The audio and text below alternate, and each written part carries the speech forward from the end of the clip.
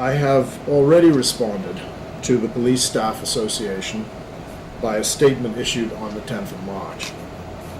Since that time, Superintendent Robert Young, who is the head of the Security and Intelligence branch of the force, was quoted in the press as saying that my comments, the original ones, had no effect on the work of the police force. There is nothing more to add to my earlier statement, and I do not propose to add anything today. I thank the many police officers who have called me to lend their support. I say to the many who support the PLP and the force that I've taken note of how the FNM has victimized so many who support the party in the force. But hold on, help and hope is on the way. This is a teachable moment. The Bahamian people have come to understand that there is a role for all public servants, including the disciplined forces, and there is a role for politicians. We each have our roles in the system.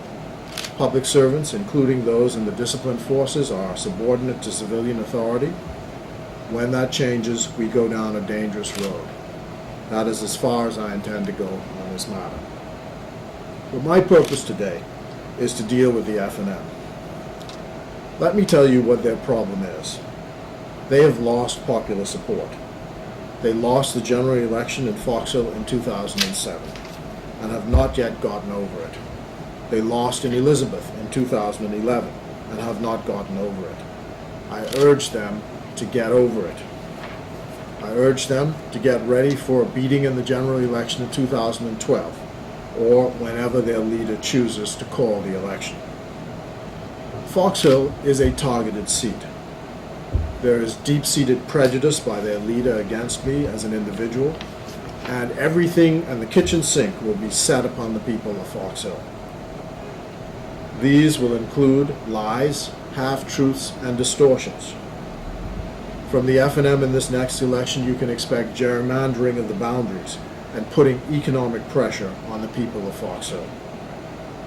So when the FNM calls for an apology, it is not out of any sincere concern for the police or for this country. It is simply propaganda, cooked up in their minds to distract the PLP from the larger battle which is to come. Their bad governance has left tens of thousands of people unemployed, who were employed in 2007 when the PLP was last in power. In my constituency today, there are people who have no food to eat, children that are going hungry, mortgages, car payments, and school fees going unpaid because of the FNM and their bad governance. Indeed, I am forced on a daily basis to put my hand in my pocket to access my modest means to pay for infrastructural work in the constituency which the government should be doing. The latest example is the government's inability or unwillingness to spend $580 to put up a fallen basketball pole on the Eastwood Park after 8 weeks of pleading for them to do so. So if anyone is to apologize, it is the FNM. They should hang their heads in shame for the disgraceful way they are governing this country. It is also clear that the FNM must find a way desperately to distract the public from the fact that they are going to sell BTC against the wishes of the Bahamian people to cable and wireless. This is the ultimate and unpardonable sin in politics, giving away a part of the national patrimony at a fire sale price. Is it any wonder that they have come to be known in some circles as the foreign national movement? I have one question for the FNM and the minister responsible for the Bahamas Information Services.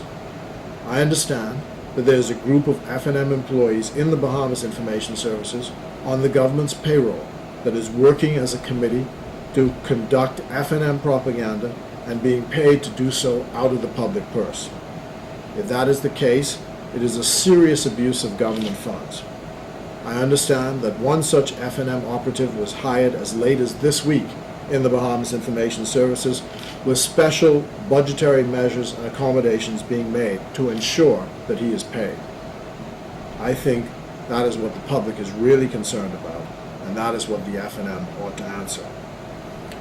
You know, the late Cecil Wallace Whitfield told this House of Assembly, in which I now sit, as he was facing the scourge of cancer, that he would not attack anyone, but if attacked, he would respond.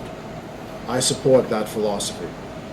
And I thought myself this morning, as I find myself in the midst of a manufactured crisis, indeed on the Ides of March, that this whole thing was cooked up in the minds of the little pixies that run the FNM propaganda store and ought to be treated as such.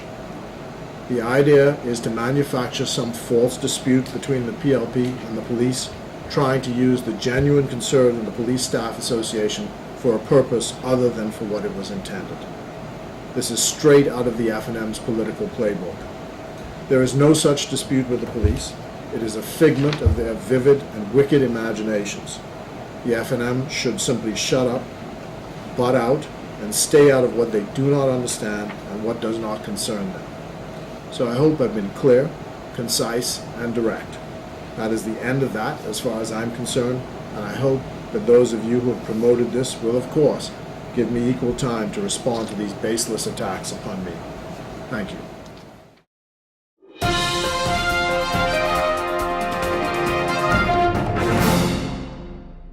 People pay their taxes in this country for the garbage to be collected, for the parks to be cleaned, and for them to be kept to a proper standard. Because let's just take one simple legal example. Suppose repairs take place to this park. The repairs are faulty. Someone gets hurt.